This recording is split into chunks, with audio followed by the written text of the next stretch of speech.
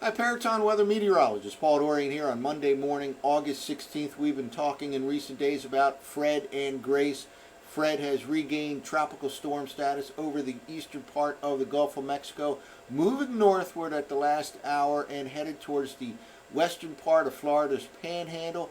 Its moisture field will then push northward into the Tennessee Valley and ultimately have an impact in the Mid-Atlantic region during the midweek time frame. In fact, there's a chance for some heavy rain on and off in the Mid-Atlantic region for the next several days. Combination of a warm frontal system today and then tropical moisture later in the week will contribute to the threat for heavy rain in the Mid-Atlantic region. First things first, Fred again closing in on the Panhandle region of Florida, and Grace we'll talk about also during this video discussion is now just south of the island of Hispaniola. It looks like it'll take a more southern track compared to Fred and ultimately likely end up in Mexico after it crosses the southern and western part of the Gulf of Mexico. Let's start off with the latest visible satellite imagery loop of Tropical Storm Fred. This from the College of DuPage weather website. The first few frames are dark until the sun comes up, and here we have a pretty healthy looking system right in here, moving northward at about 9 miles per hour right towards the western part of the Florida's Panhandle. It should reach the Panhandle later on tonight and again continue to push northward with its moisture field pushing into the Tennessee Valley and ultimately having an impact even in the Mid-Atlantic region later in the week. But you can see a pretty healthy looking tropical storm right now. Can it reach hurricane status? There's a slight chance. I would say the odds are against it, but it's not completely off the table by the time it reaches the Panhandle. But again, the pretty strong tropical storm right now, maximum sustained winds at 50 miles per hour. Well, let's now close in on Grace. This has actually weakened to a tropical depression status right now as it's encountering some higher terrain with the island of Hispaniola. This is Dominican Republic right here and Haiti right here, and this is the conglomerate of showers and thunderstorms associated with, again, what is currently tropical depression Grace. It no doubt will regain its status as a tropical storm and likely to move to the west over the next several days, and we'll talk about the reasons why this system, Grace, will take a more southern route compared to Fred. It's basically because of high pressure, strong high pressure, building into its north and east right over the western part of the Atlantic Ocean. So again, still dealing with two systems now in the Atlantic Basin, Tropical Storm Fred and Tropical Depression Grace. And here's the official positioning of NOAA's National Hurricane Center of these two tropical systems. And you'll see there's a third system out here right now, tropical system number 8. That's basically going to meander out there over the Atlantic for the next few days. But Fred took a track that moved it along the northern coast of Cuba and then spilled out over in the eastern part of the Gulf of Mexico, regained tropical storm status in the overnight hours and now is pushing north. It will reach the western part of Florida, the Panhandle region, by later on tonight and then slowly push to the north right along the Appalachians into the Tennessee Valley, and its moisture field will certainly have an impact in the Mid-Atlantic region, let's say Tuesday night, Wednesday night time frame, and there could very well be some localized flash flooding all the way up into the Mid-Atlantic region over the next few days. Meanwhile, Grace is likely to take a more southern track, perhaps headed towards the Yucatan Peninsula region of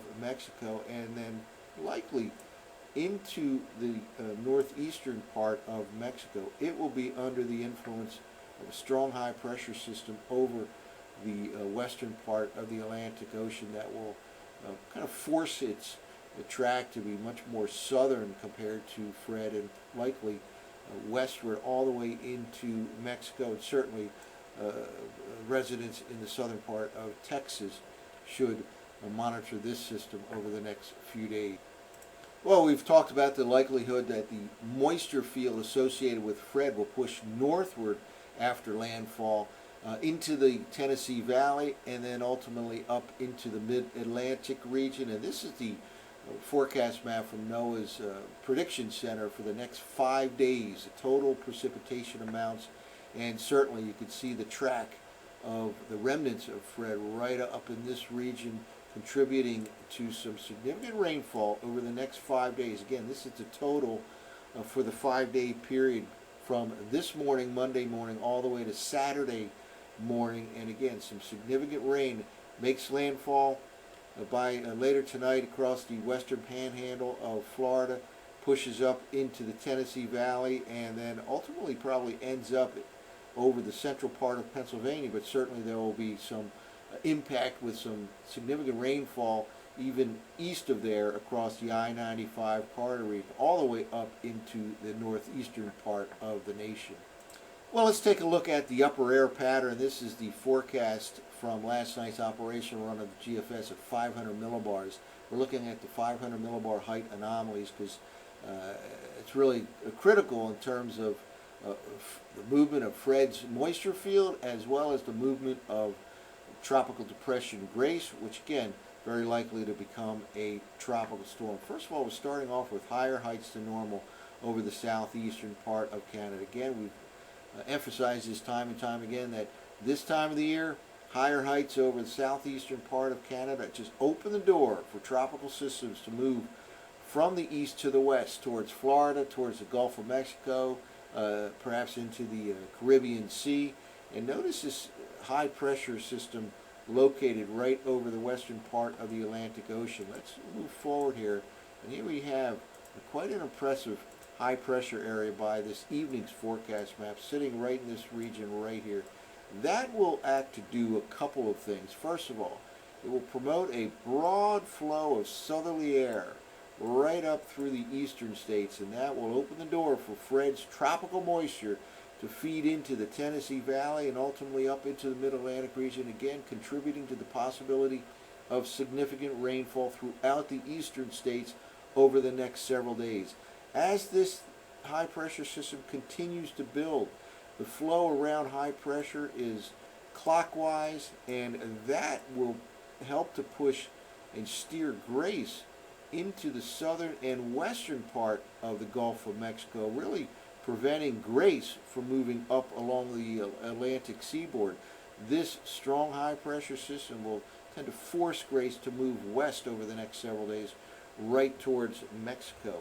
Now let's continue to move forward here, and here a little bit of reflection of 500 millibars of Fred by tomorrow morning, and continuation of strong high pressure centered over the southeastern part of Canada, but also a piece down here over the western Atlantic, again pushing Grace to the west at that time. But again, this high pressure just opens the door for tropical moisture. This is now the Wednesday morning forecast map, and again tropical moisture pushed northward, aided by this strong high pressure system right in this region right here.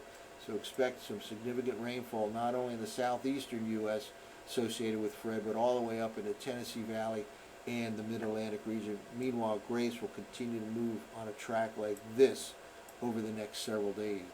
Well, let's take a look at the surface forecast maps from last night's run of the GFS model. And again, the main player is high pressure over the northeastern part of the nation. Here is Tropical Storm Fred located this morning as of Monday morning, just to the south of the western part of Florida's Panhandle region, and opening the door for moisture to flow all the way northward is building high pressure over the western Atlantic. Let's continue to move forward here. Here we are, the forecast by tomorrow morning. Fred moves northward right into the southeastern states, Alabama and Georgia. Some significant rainfall there. High pressure centered over the western part of the Atlantic Ocean, and clockwise flow of air around it pulls tropical moisture all the way up, first into the Tennessee Valley and then into the Mid-Atlantic region over the next several days. Meanwhile, this, by the way, is that tropical system number 8 just kind of meandering out over the Atlantic Ocean for the next several days. And here's that heavy rainfall by tomorrow night, Tuesday night, in the Tennessee Valley associated with the remnants of Fred. And again, its center may move into the central Pennsylvania region by the middle part of the week, but that no doubt will also contribute to some heavy rainfall to its east in the I-95 corridor region. Places like D.C., Philadelphia, New York City can get some significant rainfall during the Tuesday night, Wednesday night time frame. By the way, there can be some significant rainfall later today, tonight, and tomorrow in the Mid-Atlantic region, especially south of the Mason-Dixon line, associated with a northward moving warm frontal system. So could be some significant rain for each of the next several days in parts of the Mid-Atlantic region. Way to the south here, you see the reflection of Grace by midweek, again taking a southern track thanks to that building high pressure at all levels of the atmosphere over the western Atlantic. This will help to steer Grace towards the Yucatan Peninsula region of Mexico and then perhaps into eastern Mexico later on in the week. Let's continue to move forward here. Here's the forecast map by Thursday morning. Still some residual impact by the remains of Fred as of Thursday morning along the I-95 corridor region in the Mid-Atlantic region and then up into the northeast U.S. Grace, meanwhile, likely regaining status as a tropical storm as it heads towards the Yucatan Peninsula region of Mexico later in the week. And meanwhile, we still have to monitor this particular system. That's that tropical system number 8. We'll monitor that as that just meanders over the western Atlantic over the next few days. So a busy Atlantic Basin tropical scene as we begin the work week here, and there will be a lot of rainfall throughout much of the eastern U.S. between today and the end of the work week. That's it for now. For ParatonWeather.com, I'm meteorologist Paul Dorian.